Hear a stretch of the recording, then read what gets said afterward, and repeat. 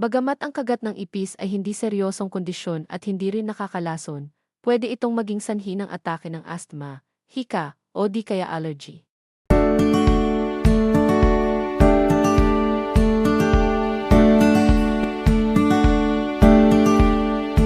May mga dagdag na sintomas na hatid ang kagat ng ipis sa mga taong may allergy o hika, tulad ng pamamaga, pamamantal, hirap sa paghinga, at severe allergic reaction. Sa ganyang pagkakataon, kailangang magpatingin na sa doktor, gamot sa kagat ng ipis, isa. Hugasang mabuti ang apektadong parte ng katawan na nakagat gamit ang banayad na sabon, mild soap, at tubig, dalawa.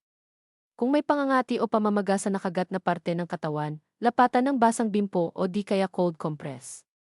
Gawin ito sa loob ng 10 hanggang 20 minuto. Kabilang kasi ang laway, dumi, at natutuyong parte ng katawan ng ipis sa mga allergen na nagtitrigger ng atake.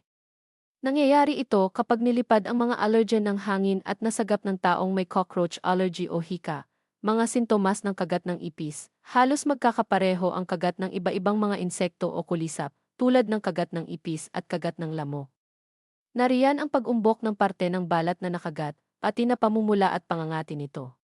Pero sa kagat ng ipis, cockroach bite, may posibilidad na magkaroon ng langib, scab, ayon pa sa mga eksperto. May mga dagdag na sintomas na hatid ang kagat ng ipis sa mga taong may allergy o hika, tulad ng pamamaga, pamamantal, hirap sa paghinga, at severe allergic reaction. Sa ganyang pagkakataon, kailangang magpatingin na sa doktor, gamot sa kagat ng ipis, isa.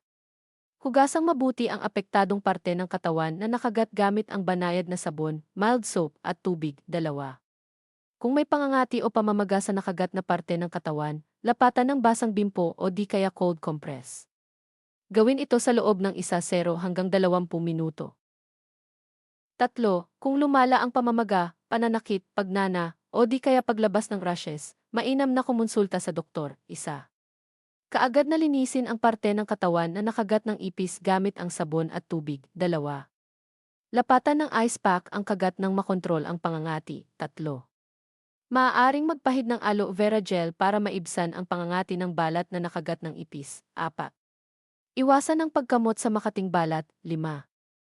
Pahiran ng topical steroid cream ang apektadong bahagi ng katawan kung nireseta ng dermatologist. Ano ba epekto ng kagat ng ipis sa parte ng mata? Ang mga kagat ng ipis ay medyo bihira dahil mas madalas na magtago ang mga pesting ito mula sa mga tao kaysa makipag-ugnayan sa kanila. Gayunpaman, kung ang isang kagat ay mangyari, mahalaga na makilala ang mga sintomas.